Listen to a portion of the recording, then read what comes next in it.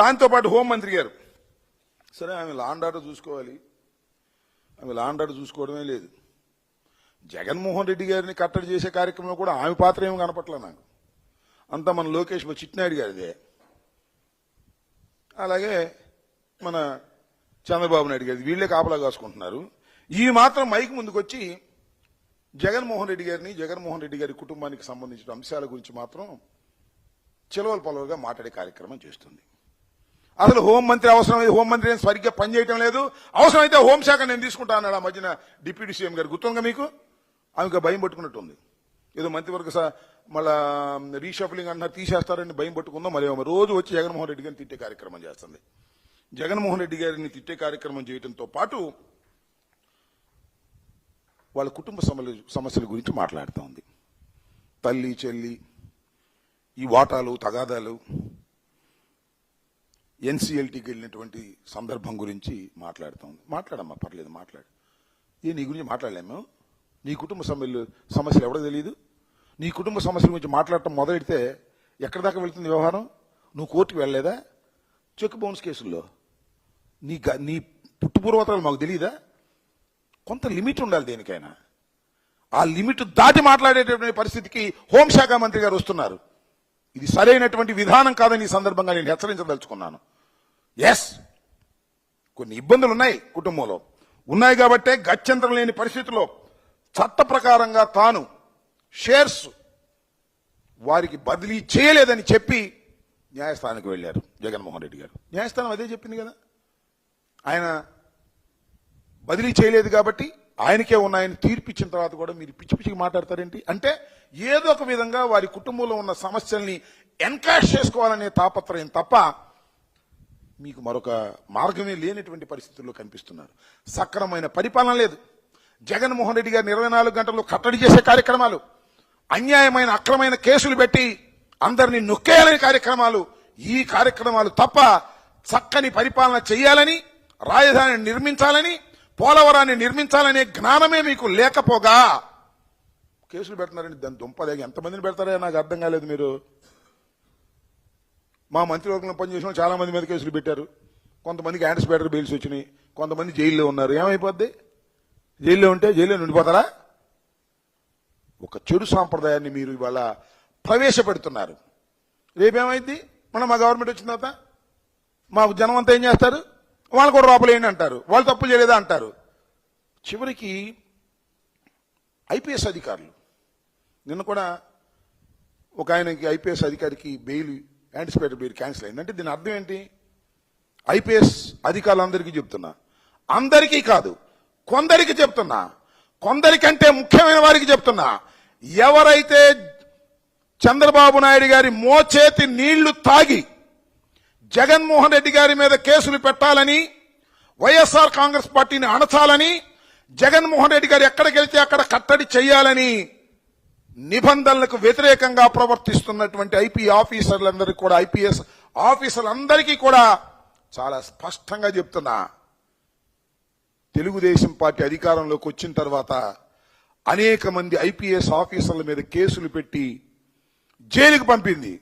అంటే మీ మీద కేసులు పెట్టడం, జైలుకు పంపటం అనేది చాలా చిన్న విషయమని, అది అతీతులు కారనే విషయాన్ని మీరు గుర్తుపెట్టుకోండి. ఈ ప్రభుత్వం అలా చేస్తే వచ్చే ప్రభుత్వంలో కూడా మీరు దొరుకుతారు. తప్పులు చేస్తున్నారు, జాగ్రత్తగా వ్యవహరించండి, పద్ధతి ప్రకారం వెళ్ళండి, మీ మాన్యువల్ ప్రకారం మీరు వెళ్ళండి. అంతే తప్ప రాజకీయాల్లోకి వచ్చి రాజకీయంగా మమ్మల్ని అణగదొక్కాలని ప్రయత్నం చేస్తే చూస్తూ సహిస్తూ ఊరుకునేటటువంటి వ్యక్తులం మేము కాదు. మాది ఒక రాజకీయ పార్టీ, అత్యంత ప్రజాదరణ కలిగినటువంటి రాజకీయ పార్టీ. అది మీకు కూడా తెలుసు, అందరికన్నా మీకే ఎక్కువ తెలుసు. ఎందుకంటే మీరు చూస్తున్నారు కదా, ఎక్కడికి వెళ్ళినా పోలీసు కాపలా పెట్టిన అసలు మొత్తం పెట్టారండి, రోడ్డు పక్కన నుంచోబెట్టారు పోలీసులు అందరినీ కూడా. అయినా పోలీసులు ఆగారు, జనం వెల్లువలా వచ్చారు, ఉప్పెన్లాగా వచ్చారు. గుర్తుపెట్టుకోండి, ఈ పరిస్థితుల నుంచి బయటపడటం మంచిది. మీకు బయటపడకపోతే మాత్రం మీరు రాబోయే కాలంలో చాలా తీవ్రమైనటువంటి పరిణామాలు ఎదుర్కొంటారని కూడా ఈ సందర్భంగా నేను చెప్పదలుచుకున్నాను. లోకేష్ గారికి కూడా చెప్పదలుచుకున్నాను, అనిత గారికి కూడా చెప్పదలుచుకున్నాను. ఇది జాగ్రత్త వ్యవహరించే కార్యక్రమాలు చేయండి. ఆ లోకేష్ ఇప్పుడు లోకేష్ కాదంట, పెద్ద హై క్యాష్ అంట. హై క్యాష్ ఉంటే తప్ప మాట్లాడ్డంట. ఆయనకు కూడా చెప్తున్నా, బాబు 3 నెలల ముచ్చట అధికారం శాశ్వతంగా ఉన్నది నాయన. ఇంతకుముందు చాలాసార్లు మీ తండ్రి గారు ఓడిపోయారు, మీరు కూడా ఓడిపోయారు. శాశ్వతంగా అధికారం ఉండదు, హద్దు మీరు ప్రవర్తిస్తే మంచిది కాదని మాత్రం చెప్పదలుచుకున్నా.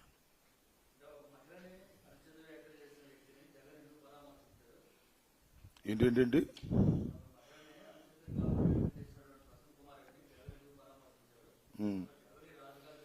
నేను తెలియగలుగుతానండి. సరే, ఇప్పుడు ప్రసన్న కుమార్ రెడ్డి గారు ఒక మహిళని అసభ్యంగా మాట్లాడాడని మీ అభియోగం, కోర్టులో కేసు పెట్టారుగా. ఎందుకు దాడి చేశారు? దాడికి మీకు సంబంధం లేదా? ఆ దాడి ఎంత ఘోరంగా చేశారు? నల్లపురెడ్డి శ్రీనివాసులరెడ్డి గారు చివరి రోజుల్లో ఆయనతో పాటు కలిసి పనిచేసే అవకాశం నాకు వచ్చింది. 89లో నేను ఎమ్మెల్యే, ఆయన మంత్రి, చెన్నారెడ్డి గారి క్యాబినెట్లో. చాలా స్టాల్వార్డ్, ఈ రాష్ట్రానికి ముఖ్యమంత్రి చేయదగినటువంటి పర్సనాలిటీ కలిగినటువంటి వ్యక్తి నల్లపురెడ్డి శ్రీనివాసులరెడ్డి గారు. వారి సతీమణి 84 సంవత్సరాలు వయసులో ఉన్నటువంటి వారి సతీమణి ఇంట్లో ఉన్నప్పుడు వెళ్ళి మీరు దౌర్జన్యం చేశారంటే పరామర్శిస్తే తప్ప, మా నాయకుడిని మేము పరామర్శించుకున్నాం, మీరెవరు మాట్లాడడానికి అడుగుతా ఉన్నా. ప్రసన్న కుమార్ రెడ్డి గారు దూషించాడా లేదా న్యాయస్థానాలు తెలుస్తాయి. మీ ఆరోపణలకు చూసి మేము పలకరించడానికి వీలేదు. జగన్మోహన్ రెడ్డి గారు ప్రసన్న కుమార్ రెడ్డి గారు ఇంటికే వెళ్ళలేదు. క్రిమినల్ గా ఉన్నటువంటి కాకాని గోవర్ధన్ రెడ్డి గారిని పరామర్శించడానికి వెళ్తాడా? వాళ్ళందరూ నేరారోపణ చేయబడిన వ్యక్తులే తప్ప నేరస్తులు కాదని కనీస ఇంగిత జ్ఞానాన్ని మీరు కోల్పోతున్నారనే విషయాన్ని కూడా ఈ సందర్భంగా అలా అనేవాళ్ళు. ఎవరైతే ప్రసన్న కుమార్ రెడ్డి గారిని పరామర్శించడానికి వెళ్ళటానికి జగన్మోహన్ రెడ్డి గారికి అర్హత లేదనేటువంటి వ్యక్తులకు చెప్తున్నా, మీకు ఆ పరిజ్ఞానం లేదు, మీకు ఆ విశాల హృదయం లేదు. జైల్లో ఉన్నవాడల్లా నేరస్తులు అనుకుంటున్నారు, కేసు పెట్టిన వాడల్లా నేరస్తులు అనుకుంటున్నారు. నేరారోపణ చేయబడిన వారే తప్ప వారు నేరస్తులు కాదనేటటువంటి కనీస జ్ఞానాన్ని మీరు తెలుసుకోండి. ఆ లెక్కకు వస్తే చంద్రబాబే పెద్ద నేరగాడు, 53 రోజులు జైల్లో ఉన్నాడు. మరి ఆయన పరామర్శించిన సంకలనం వెళ్ళారా అని అడుగుతా ఉన్నా నేను. ఇష్టం వచ్చినట్టుగా మాట్లాడటం సరైనటువంటి విధానం కాదని కూడా ఈ సందర్భంగా నేను చెప్పదలుచుకున్నాను.